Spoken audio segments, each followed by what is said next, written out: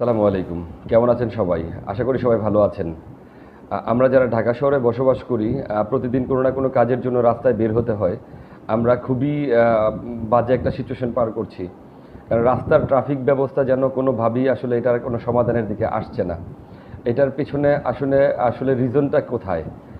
সেই রিজনটা আমি কয়েকটা জিনিস দেখেছি রাস্তায় যেহেতু বের হই, আমার চোখে পড়েছে। আমার যে অবজারভেশন সেটা হচ্ছে প্রথমত হচ্ছে ট্রাফিক পুলিশ আসলে তেমনভাবে কাজ করার সুযোগ পাচ্ছে না। তাদেরকে কেউ আসলে মানছে না, তারা একটা ভয়ে আছে।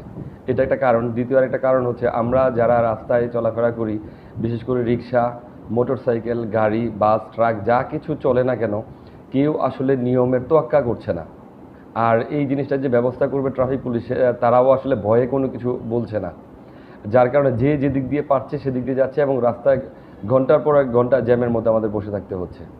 আর এটার একটা সমাধান আমার কাছে মনে হয় আছে, যে ইমিডিয়েট, যেমন ট্রাফিক পুলিশ কিন্তু আসলে তেমন কিছু বলতে পারে না। কেউ যদি রং সাইড দিয়েও আসে, তাকে যদি বলা হয় যে রং সাইড দিয়ে কেন আসছে, সে আসলে সেটাকে মানছে না, উল্টা ট্রাফিক পুলিশকে গালাগালিজ করে। তো এটা একটা সমাধান আমার কাছে মনে হয় আছে, সেটা হচ্ছে কিছুদিন আগে আমরা স্টুডেন্টদেরকে দেখেছিলাম রাস্তায় নেমেছিল ট্রাফিক ব্যবস্থাপনায়।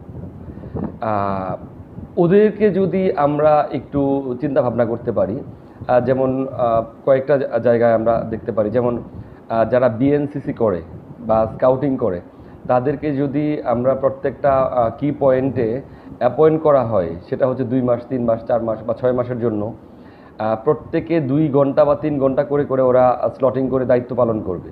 তাহলে যারা উল্টাপাল্টা গাড়ি চালাচ্ছে তারা কিন্তু সেই সাহসটা পাবে না উল্টাপাল্টা আসার জন্য, যেটা নাকি ট্রাফিক পুলিশের সামনে সাহস দেখাচ্ছে এখন।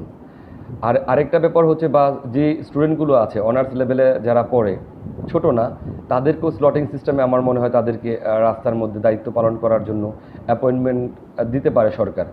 প্রত্যেক 2 ঘন্টা বা 3 ঘন্টার জন্য যখন তারা কাজ করবে, গভর্নমেন্ট তাদেরকে পে করবে।